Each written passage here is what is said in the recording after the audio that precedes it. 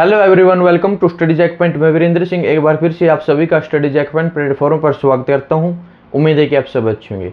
आइए हम शुरू करते हैं साइंस। और साइंस का जो हमारा बायोलॉजी का चैप्टर चला हुआ है ह्यूमन डिसीज, मानव रोग। मानव रोग में हम कर रहे हैं कवक। तो लास्ट क्लास में हमने कवक से रिलेटेड कि कवक क्या है, कवक की खोज किसने की, कवक के अध्ययन को क्या कहते हैं, कवक कितने प्रकार का है, कवक पोषण के आधार पर कितने प्रकार का है, वो सब हमने लास्ट क्लास में किया है। आज करेंगे हम कवक से कौन कौन से मानव को रोग होते हैं। कवक से जितने भी मानव को रोग होते हैं उनके बारे में डिस्कस करेंगे। बिल्कुल जो एग्जाम में इंपॉर्टेंट है, एग्जाम से रिलेटेड किस प्रकार के क्वेश्चन एग्जाम में आते हैं वो सब हम यहाँ पे क्लियर करेंगे। और फिर उसके बाद करेंगे हम इंपॉर्टेंट MCQ क्वेश्चन की प्रैक्टिस। सभी प्रकार के एग्जाम में ये क्वेश्चन आ जाते हैं। तो आइए शुरू करते हैं। तो जैसे हमने लास्ट क्लास में देखा कि कवक कैसा होता है, कितने प्रकार का होता है, एक कोष के होता है, बहुकोष के होता है, यूकेरियोटिक टाइप का होता है या प्रोकैरियोटिक टाइप होता है, बिल्कुल लास्ट क्लास में अच्छे से हमने समझा है। अब करेंगे कि कवक से कौन कौन से मानव को रोग होते हैं। तो कवक से होने वाले रोग, तो सबसे पहले हम डिस्कस करेंगे अस्थमा या दमा।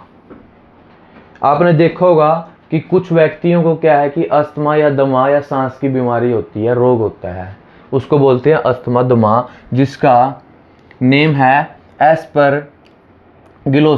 एस्परगिलोसिस ये क्या है, इसका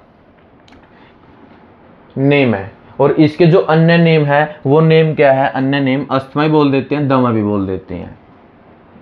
सही नाम क्या है इसका, एस्परगिलोसिस। तो एग्जाम के अंदर क्वेश्चन आ जाता है कि एस्परगिलोसिस के अन्य नाम क्या है, अस्थमा, दमा, ये दोनों नहीं है। तो फिर क्या आएगा ऑप्शन में आपका, ये दोनों है। या फिर पूछ लेते हैं कि अस्थमा का अन्य नाम बताइए, इसमें दे देंगे एस्परगिलोसिस, एस्परटाइसिस, एस्पर कुछ भी दे देंगे। तो आपने क्या ये ध्यान रखना है, ऐसे क्वेश्चन एग्जाम में आते हैं। तो साथ साथ मैं इसमें भी बताऊंगा क्वेश्चन कैसे आते हैं, फिर करेंगे हम MCQ क्वेश्चन की प्रैक्टिस। तो इसको अस्थमा और दमा बोलते हैं। जो इसके अंदर कवक पाया जाता है जिससे ये रोग पैदा होता है वो कौन सा कवक है, ये फंगस है, वो कौन सा है, एस्परजिलस। क्या है, एस्परजिलस फ्यूमिगेट्स। सही नाम क्या है, एस्परजिलस फ्यूमिगेट्स। बहुत सारी बुक्स के अंदर या बहुत जगह आपने पढ़ा होगा एस्परजिलस फ्यूगस, पर वो सही नाम नहीं है। सही नाम क्या है, एस्परजिलस फ्यूमिगेट्स, ये सही नाम है। जो फ्यूगस है वो नहीं है, ठीक है। एक्यूरेट नाम क्या है, एस्परजिलस फ्यूमिगेट्स।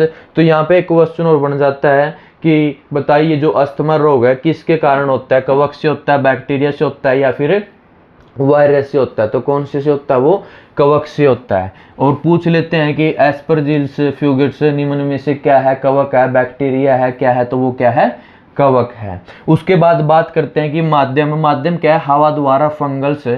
फंगल का मतलब स्पोर्स मैंने बताया था कि किसी कवक के अंदर से छोटे छोटे स्पोर्स से बीजाणुओं में टूटना, धीरे धीरे वो अपना पूर्ण रूप ले लेते हैं। वो कैसे होते हैं, पैरासाइटिक भी होते हैं, जैसे परजीवी, विषमपोषी, सबपोषी, है ना।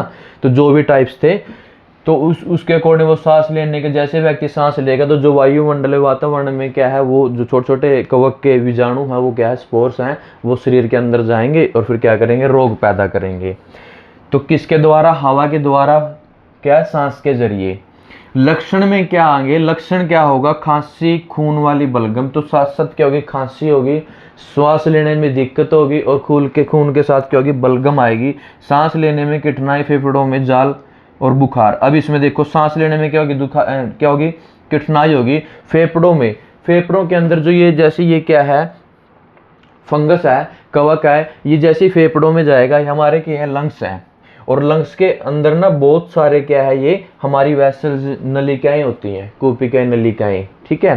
तो इसमें मैंने देखो ये डायग्राम बना रखा है। इस डायग्राम में दे रखा है कि जो एक नलिका है, उस नलिका का जो बिल्कुल अंदर सुराख है वो क्या है, ऐसा है।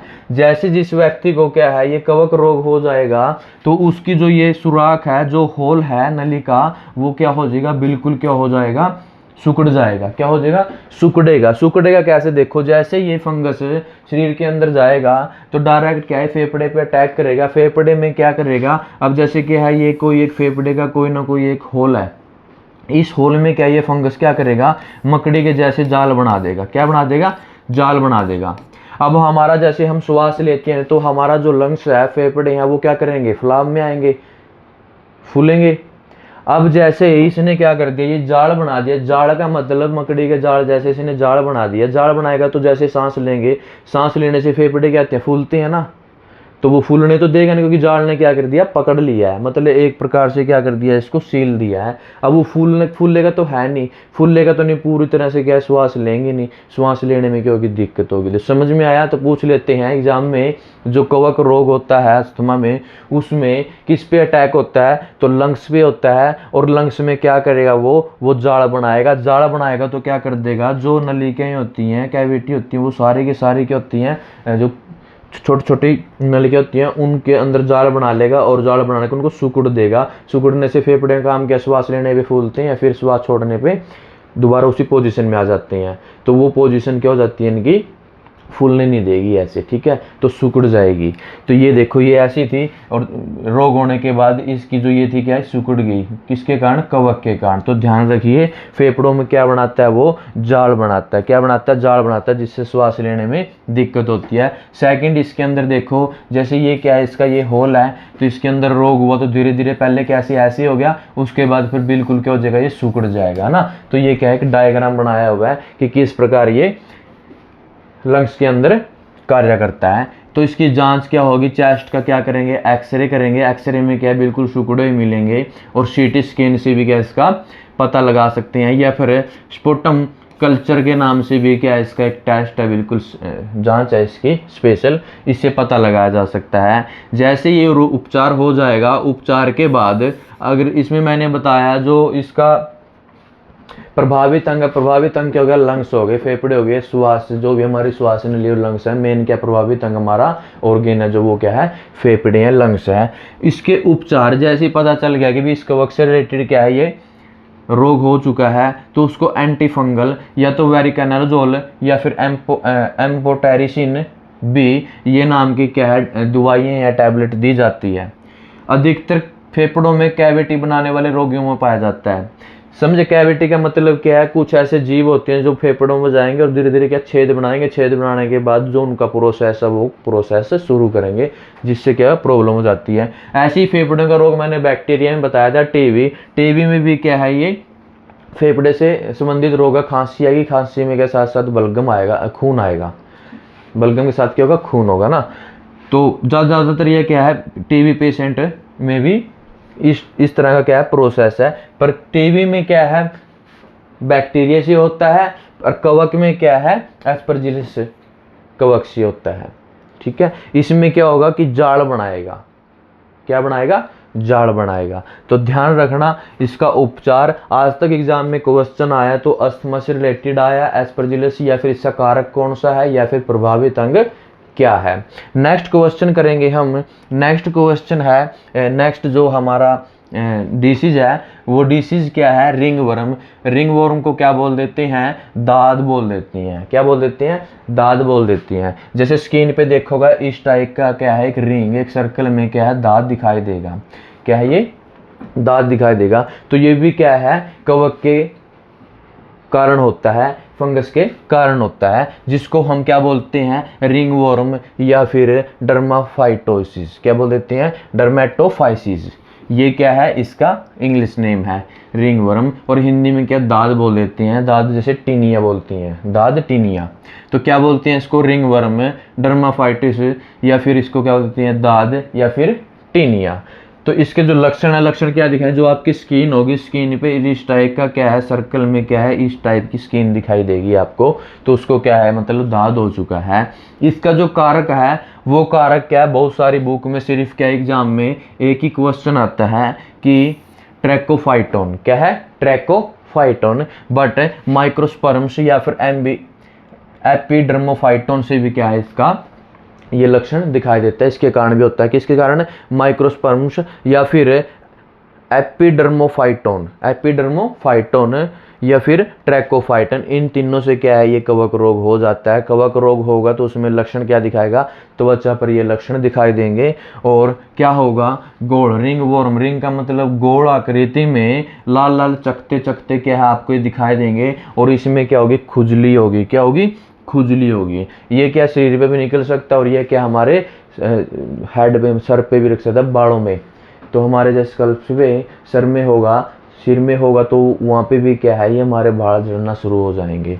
तो किसकी वजह से? ट्रैकोफाइटन या फिर माइक्रोस्पोन्ज या फिर एपिडर्मोफाइटन माध्यम क्या है, किससे फैलेगा? या तो कोई संक्रमित व्यक्ति की त्वचा से त्वचा मिल गई और जहाँ उसको क्या है, ये रोग हो रखा है, ये फंगस हो रखी है, वहीं से टच हो गया, तो वहाँ से फंगस क्या है, उस व्यक्ति को, स्वस्थ व्यक्ति को लग जाएंगे। ऐसे ही कपड़ा, अगर जो ऑलरेडी रोग से ग्रस्त है उसका हमने कपड़ा यूज़ कर लिया, या फिर हमने उसका टॉवल तौलिया यूज़ कर लिया, या फिर पालतू जानवर को हम क्या है उसके साथ खेल रहे हैं, उस वाले फंगस क्या हमारे स्वस्थ जो हमारा शरीर है वहाँ पे आ जाएंगे और हमें भी क्या इस रोग से ग्रस्त हो जाएंगे।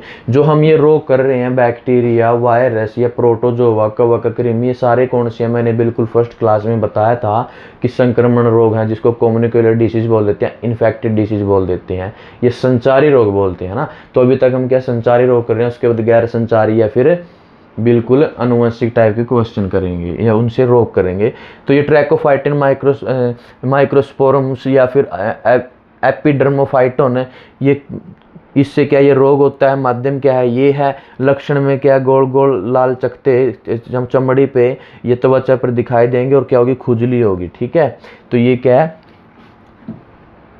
रिंग वॉर्म है। क्या है ये? रिंग वॉर्म है। तो इसकी जो जांच होगी, जैसे ये एक और दिखाई दे रहा है कि इस टाइप का भी रिंग वॉर्म क्या है आपको त्वचा पे दिखाई देगा, तो आप मतलब क्या है, इसको दाद हो चुका है, फंगस हो चुकी है। तो इसकी जो जांच है, जांच किया जो पोटेशियम के OH है, पोटेशियम हाइड्रोक्साइड, क्या है, हाइड्रोक्साइड, ये क्या है, इसमें त्वचा से थोड़ा सा टुकड़ा लेंगे, हल्का सा टुकड़ा लेने के बाद इसके OH के घोल के अंदर क्या करेंगे, घोल देंगे और उस घोल को क्या करेंगे, स्लाइड पे माइक्रोस्कोप में देखेंगे, क्योंकि इससे जो पोटेशियम हाइड्रोक्साइड है उसमें क्या, जो हमारे नाखून है या फिर त्वचा है उसको उसमें देखें, तो उससे वो क्या हो जाएगी, घुल जाएंगे। घुलने से जो इसके अंदर फंगस दिखाई देंगे वो उससे क्या, माइक्रोस्कोप से दिखाई देंगे कि इसमें क्या ये फंगस है। तो ये क्या, पोटेशियम हाइड्रोक्साइड से भी क्या इसका टेस्ट किया जाता है, या फिर स्किन कल्चर टेस्ट भी बोल देते हैं। टॉपिकल, इसमें उपचार के लिए एंटी फंगल जो क्रीम है या फिर टैबलेट है उसका यूज किया जाएगा, जैसे क्लोट्रीमेजोल या फिर ट्रेबिनाफाइन। ये क्या है, ट्रेबिनाफाइन है जो, ये क्या है, टैबलेट है, इसका यूज कर सकते हैं। या फिर हमारी जो अलग से क्रीम होती है जिसको ओरल इट्रेकानोजोल, ये सारी क्या, जैसे क्रीम लगाने के लिए जो भी दाद है, टीनी है, वहाँ पे क्या क्रीम को लगा सकते हैं, धीरे धीरे क्या फंगस खत्म हो जाएगी। तो इसका भी कुछ प्रोसेस होता है, 10 दिन 15 दिन वो हमें कंटिन्यू लगानी होती है।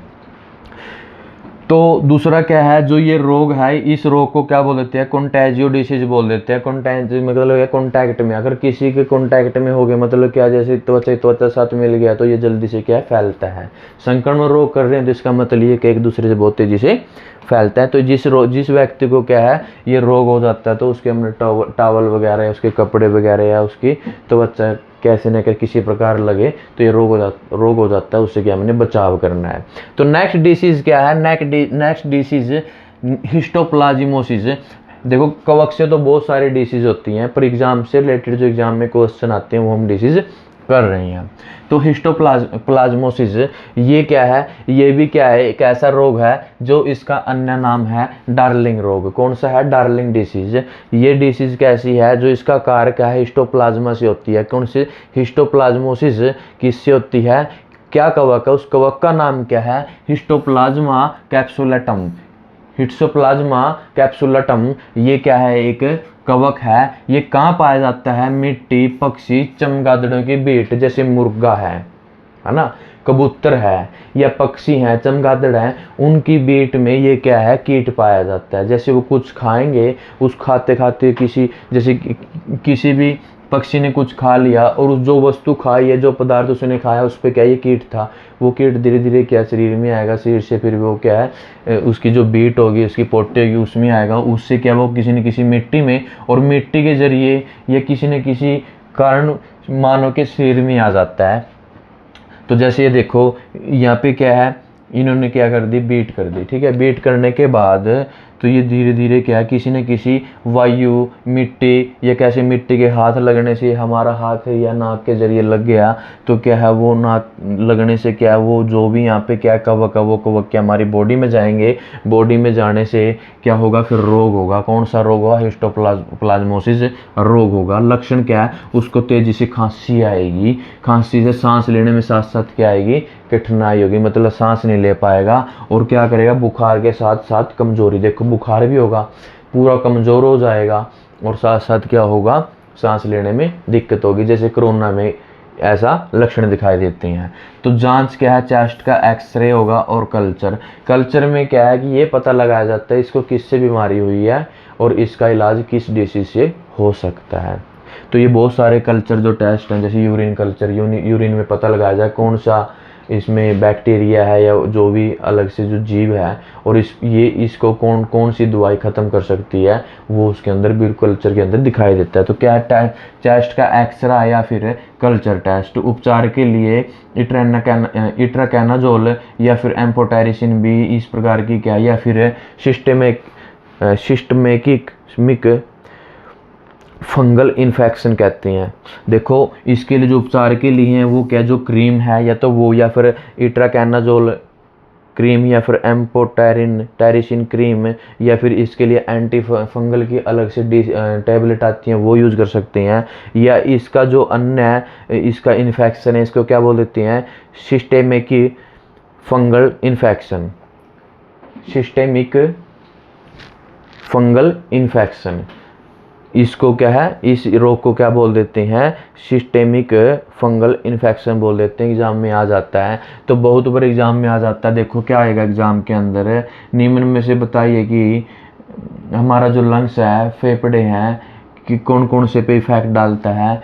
तो वो जैसे मैंने पहला एस्परगिलस जिसको अस्थमा रोग बोल देते हैं वो, या फिर अलग से ये भी हल्का सा क्या है फेफड़े पे इफेक्ट डालेगा, ठीक है ना। या पूछ लेंगे कि निम्न में से जो मैंने डी रिंगवोर्म बताया है या हिस्टोप्लाज्मोसिस बताया है या फिर आपको अस्थमा रोग बताया है, बताइए कि ये निम्न में से कौन सा रोग है। ऑप्शन में दे देंगे तीनों रोग के, कवक से है या फिर बैक्टीरिया से या फिर वायरस है, तो किससे ये कवक से है। तो ध्यान रखिए हिस्टोप्लाज्मोसिस कैप्सुलटम पक्षियों की या चमगादड़ों की या मुर्गा या कबूतर की बीट के जरिए क्या है वायु या किसी के कारण क्या शरीर के अंदर ये कवक चले जाने से क्या है ये रोग पैदा होता है। नेक्स्ट क्वेश्चन देखिए, नेक्स्ट हमारी डिसीज है वो क्या है, टीनिया कैपिटिस। जो हमने रिंगवॉर्म की है उससे रिलेटेड क्या है, हमारे जो बाल होते हैं, सर होता है, उसमें भी क्या है ये रोग देखने को मिलता है। तो इसके लिए अलग से मैंने लिखा है कि बालों का कवकीय संक्रमण। तो संक्रमण देखो, रिंगवॉर्म ऑफ स्कैल्प, स्कैल्प मतलब हमारी खोपड़ी होती है, खोपड़ी पे जो बाल होते हैं उस बालों में किस प्रकार का संक्रमण होता है। देखो यह कवक फंगस के कारण होता है, जैसे ये लक्षण दिखाई देंगे ना, छोटे छोटे चटाक, ये एक प्रकार से कवक कीड़े हैं, ठीक है। तो ये ऐसे क्या है, अगर ये ऐसे लक्षण दिखाई दे तो समझो कि इसको क्या हो चुकी है, फंगस हो चुकी है। क्या हो चुकी है, फंगस हो चुकी है। और ये किसकी वजह से, जैसे रिंगवॉर्म में ट्राइकोफाइटन माइक्रोस्पर्म्स या फिर एपिडर्मोफाइटन, इन तीनों की वजह से क्या है ये संक्रमण रोग दिखाई देता है। तो संक्रमित व्यक्ति सीधे संपर्क से ये संक्रमित को सीधा संपर्क कैसे न कैसे हाँ उसके साथ खेलते टाइम या कैसे भी इसके जो कवक है दूसरे के बॉडी पे चले जाना, या फिर उसकी टोपी, अगर इस व्यक्ति ने टोपी डाल रखी है और वही किसी ने जानबूझ के वैसे ट्राई के लिए डाल ली, तब भी ये रोग फैलने के चांस ज़्यादा है। या फिर हमने इसकी ड्रेसेज जहाँ पे ये क्या बेड रेस्ट, जो बेड या जो तकिया यूज़ करता है वो अगर किसी व्यक्ति ने यूज़ कर लिया तो उसकी वजह से भी ये पालतू जानवरों को ये रोग होता है। तो उनके साथ वो खेल रहा है या उसके साथ खेलते टाइम भी क्या है उस वाले कवक क्या है स्वस्थ व्यक्ति को आ सकते हैं, जिससे क्या ये रोग दिखाई देने को मिलेगा। तो इसमें लक्षण में क्या होंगे, सर पर गोल गोल क्या दिखाई देंगे, ऐसे पैच दिखाई देंगे, और साथ साथ क्या वहाँ से क्या बाढ़ झड़ना शुरू हो जाएंगे, और बाढ़ जहाँ से झड़ेंगे उसमें क्या है लालिमा दिखाई देगी, और बिल्कुल जो बाढ़ झड़ेगा ना यहाँ से खाली हो जाएगा, ठीक है, फंगस दिखाई देगी, खाली हो जाएगा बिल्कुल चटाक, जैसे बिल्कुल बाल नहीं होते सिर पे, ऐसी स्किन दिखाई देगी। और कभी कभी ऐसे ऐसे में क्या है, प्यास भी होगा काफ़ी, क्या प्यास भी दिखाई देगा। वो प्यास क्या है, जैसे चमड़े को खाते जाएंगे कवक, तो वो साथ साथ वो पापड़ी बनती जाएगी, वो क्या प्यास ही तो है वो। तो दाने दाने या कैरियन या टूट कर छोटे छोटे हो जाना, सीधी सी बात है। ऐसे लक्षण में क्या है, बाल क्या है, झड़ना शुरू हो जाएंगे और स्किन खराब होती जाएगी। जहाँ जहाँ ये फंगस बढ़ता जाएगा वहाँ से बाल झड़ना शुरू हो जाएंगे। इसका क्या है, ये परमानेंट वो नहीं है कि भी ये बाल दोबारा नहीं आएंगे, बाल दोबारा आ सकते हैं। जैसे देखो एक के सर के अंदर इस प्रकार का क्या है, ये फंगस लग चुका है। जहाँ से फंगस लगा है इसका मतलब वहाँ से क्या है, ये बाल इसके उड़ चुके हैं। तो इसका जो जांच है, क्लिनिकल लक्षण, इसमें क्या होगा, इसके बाल या यहाँ से स्किन को लेंगे जैसे मैंने बताया था उसमें, और जो KOH टेस्ट है, पोटेशियम हाइड्रोक्साइड है, इसके अंदर डाल के और फिर स्लाइड पे लगाएंगे उस सोल्यूशन को। उसमें देख लेंगे कि कौन सा फंगस, ये जो फंगस है कितना ज़्यादा फैला हुआ है, उसके अकॉर्डिंग फिर क्या इलाज शुरू करेंगे। तो इसमें जो भी है एंटी फंगल दवाइयाँ यूज कर सकते हैं। एंटी फंगल में मैंने बताया था ग्रीसोफुलविन या फिर ट्रेविनाफाइन या फिर इंट्राकेनाजोल या फिर फनकलाजोल या फिर एंटी फंगल शैम्पू। जैसे ही आप स्पेशल एलर्जी वाले डॉक्टर को जाओगे और आप बाल दिखाओगे तो डॉक्टर देख के, लक्षण देख के क्या है, आपको शैम्पू देगा। उस शैम्पू के अंदर क्या होता है, कीटोकैनाजोल नाम का क्या है मेडिसिन मिक्स होती है, और क्या होती है, सेलेनियम सल्फाइड। क्या है, कीटोकैनाजोल सेलेनियम सल्फाइड। अगर ऐसा लक्षण दिखाई देता तो आप ये शैम्पू यूज कर सकते हैं। और बचाव करना है कि जो संक्रमित व्यक्ति है वो कंघी यूज़ कर रहा है, वो वाली यूज़ नहीं करनी है। उसकी टोपी है, उसके कपड़े, उसकी ड्रेस, या फिर वो जहाँ पे सोता है या बेड रेस्ट करता है उस बेड पे भी क्या है, आपसे बचाव करना है अपने, ठीक है। और इसका मैंने बताया जो ये टेनिया नाम का रोग होता है या स्कल्स डिसीज होती है रिंगवॉर्म में, इसका क्या है, जैसे ये ठीक होना शुरू हो जाएंगे तो दोबारा बाढ़ आने शुरू हो जाएंगे। तो ये क्या है, ये बाढ़ दोबारा उग आते हैं, यानी स्थायी गंजापन नहीं है। मतलब जो गंजे होते हैं, अगर इस टाइप की क्या डिसीज है तो वो स्थायी गंजे नहीं होते, समझे। जैसे इलाज ठीक होगा, जैसे ये इस रोग से स्वस्थ हो जाएंगे तो बाल दोबारा उगना शुरू हो जाएंगे। तो बहुत बार एग्जाम में क्वेश्चन आता है। और मैं सेकंड आपको बताता हूँ, जिसको ऐसे लक्षण दिखाई देते हैं उसके सर में प्यास बहुत ज़्यादा होगा, प्यास होगा, धीरे धीरे बाल झड़ना शुरू होंगे, और उस व्यक्ति का क्या पाचन शक्ति कमज़ोर होगी, और साथ साथ क्या है, उसको कब्ज रहेगी। ये इसके क्या साथ साथ लक्षण दिखाई देंगे। तो नेक्स्ट डिसीज करेंगे। अब देखो वो थी कवक से रिलेटेड। एक है खुजली, बहुत तेज़ी से खुजली होना, ईचिंग बोल देते हैं उसको, या फिर स्कैबिज बोल देते हैं, स्किन इरिटेशन बोल देते हैं, स्किन से बहुत ज़्यादा इरिटेशन हो जाना, ये खारिश बोल देते हैं, खाज भी बोल देते हैं। ये क्या है, हमेशा ये कवक से नहीं, जिस प्रकार की कुछ कवक तो कवक फंगस की वजह से हमारी त्वचा पे होते हैं, वो हल्की सी खारिश होगी, खाज होगी, ठीक है ना, खुजली होगी। तो कुछ ऐसी भी खुजली होती हैं जो मतलब कवक से नहीं होती। तो देखो बहुत सारी आपने बुक के अंदर बहुत जगह आपने ये सुनने को या पढ़ने को मिला होगा कि जो स्कैबिज रोग है वो भी कवक से रिलेटेड है। बिल्कुल गलत है। स्कैबिज रोग है जो कवक से रिलेटेड नहीं। हम इसके बारे में डिस्कस करेंगे। खुजली, स्कैबिज या फिर ईचिंग, खारिश हमेशा कवक रोग नहीं होती, ये दो प्रकार की होती है, ठीक है। दो प्रकार की लगा लो, ये जैसे घून है या क्या है, सार्कोप्टिस स्कैबिज, ठीक है, ये जीव होते हैं, इनके बारे में डिस्कस करेंगे। देखो किसी व्यक्ति को जब ये मान के चलो क्या है कि किसी को स्कैबिज होगी, स्कैबिज में लक्षण क्या दिखा देंगे उसके बारे में डिस्कस करेंगे। तो ये क्या है स्कैबिज, इसको बोल देते हैं सार्कोप्टिस स्कैबिज। क्या है सार्कोप्टिस स्कैबिज, ये क्या है जीव है, क्या है परजीव है, कीट है। ये क्या है कीट है, क्या है ये कीट है। और घून भी क्या है कीट है, ठीक है, घून भी क्या है कीट है। ये दोनों एक जैसे होते हैं, थोड़े अलग अलग भी होते हैं।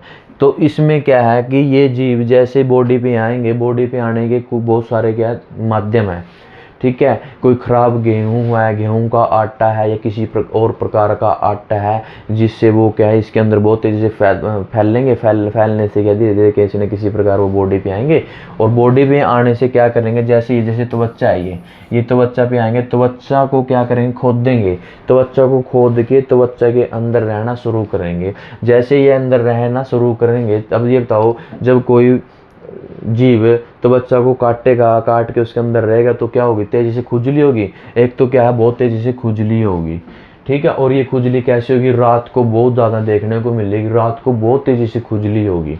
सेकंड, जैसे किसी व्यक्ति को धूप में काम करता है, धूप में काम करने व्यक्ति को बहुत ज़्यादा क्या होगी, ये भी खुजली होगी। जैसे ये अंदर त्वचा में रहेगा, ठीक है। एक सेकंड क्या है, जैसे त्वचा में रहेंगे, जैसे घून है कि त्वचा के अंदर रहेगा और खोदता जाएगा तो बच्चे के अंदर रहता जाएगा, कभी इधर कभी इधर, कभी इधर कभी इधर, और तेजी से क्या खुजली होगी। स्कैबीज, जो सर कैप्टॉप स्कैबीज है, ये इनका भी काम क्या है, साथ साथ ये गए जैसे जैसे त्वचा को खोद देंगे, खोदने के बाद हजारों संख्या में क्या करेंगे, अंडे देंगे। अब जब कोई जीव अंडे देगा तो अंडे से क्या निकलेंगे, सेम प्रकार के जीव निकलेंगे, मतलब और ज़्यादा संख्या बढ़नी शुरू हो जाएगी। अब सपोज करो ये हमारी त्वचा है, यहाँ पे क्या है, बिल बनाकर छेद बनाकर यहाँ पे जीव रहने लगे और इसने अंडे दे दिए। अब अंडे दे दिए, पहले इतनी जगह में अंडे दिए, इसने हजारों संख्या में अंडे दे दिए और ये जीव क्या करेंगे, ग्रोथ करना शुरू हो गए। जैसे ये ग्रोथ करेंगे तो क्या है, इनको जगह चाहिए, तो धीरे धीरे ये फैलना शुरू हो जाएगा। जैसे जैसे ग्रोथ करते जाएंगे, 1 से 2, 2 से 4, ऐसे है क्या आगे और जो जीव पैदा हुए वो भी अंडे देंगे, वो भी अंडे देंगे। तो जैसे अब थोड़ी सी जगह में काफ़ी हो गए तो उसको जगह चाहिए, जैसे जैसे ये फैलते जाएंगे फिर ये बनाते जाएंगे और बहुत तेज़ी से क्या होगा, उनको एलर्जी होगी, खुजली होगी। रात को तो बहुत ज़्यादा तेज़ी से खुजली होती है। और साथ में क्या है, धूप के अंदर वो कोई व्यक्ति काम करता है, धूप में रहता है, उसको बहुत तेज़ी से क्या हो जाती है, पूरा शरीर लाल हो जाएगा और खुजली हो जाएगी उसको बहुत तेज़ी से। क्या है, घून नाम का, तो एग्जाम के अंदर घून भी आ सकता है, या पूछ लेते हैं जो स्कैबीज रोग है वो सरकैप्टोप स्कैबीज ही हो सकता है, या घून है। ये क्या करती हैं, बिल बनाकर अंदर, एग्जाम में आया हुआ है तो क्या छेद करके या हमारी त्वचा में छेद करके बिल बनाकर अंदर रहते हैं और काफ़ी संख्या में अंडे देते हैं। तो सीधे क्या है, इनका जो माध्यम क्या है, सीधी त्वचा से संपर्क होगा, या फिर उसका बिस्तर यूज करेंगे, या उसकी क्या कपड़े यूज करेंगे, कोई उसका फर्नीचर है, या कोई उसका जो बेड रेस्ट है, वहाँ का जो तकिया है, कंबल है, जो भी है, उसका यूज करने से क्या बहुत तेज़ी से फैलेगा। तो इसके जो ड्रेसेज हैं, बिल्कुल अगर पूरी फैमिली में किसी व्यक्ति को हो रखा है तो उसके जो कपड़े हैं बिल्कुल अलग से साबुन सरफ के साथ अच्छे से धोएं। और किस में धोने चाहिए, साफ़ करने चाहिए, वॉशिंग करनी चाहिए बिल्कुल गर्म पानी के अंदर, और उसको फिर धूप में अच्छे से सुखाएं और उन कपड़े को बिल्कुल अलग रखें जो यूज़ कर रखे हैं। जैसे ही अगर कपड़े को मिक्स कर दिया जाएगा तो फिर क्या है, ये रोग वो वाले जो जीव हैं दूसरे व्यक्ति के कपड़ों में भी आ जाएगा। तो ध्यान आया, बिल बना के रहते हैं कौन से, और इसको क्या बोल देते हैं, लार्वी बोल देते हैं। क्या बोलते हैं, लार्वी, मतलब छोटे छोटे जीव होती हैं ये, ठीक है। घरों में भी आसानी से पाया जाता है। खराब आटा, जैसे आटा खराब हो गया, उसमें उल्ली वगैरह लग गई तो बहुत ज़्यादा तेज़ी से निकलेगी, या किसी प्रकार के कोई दाने, बाजरा या मक्की, जो भी ज्वार बहुत सारे हैं, चावल, तो उनमें क्या देखने को मिलते हैं, किसी न किसी जरिए ये क्या शरीर पे आ जाते हैं।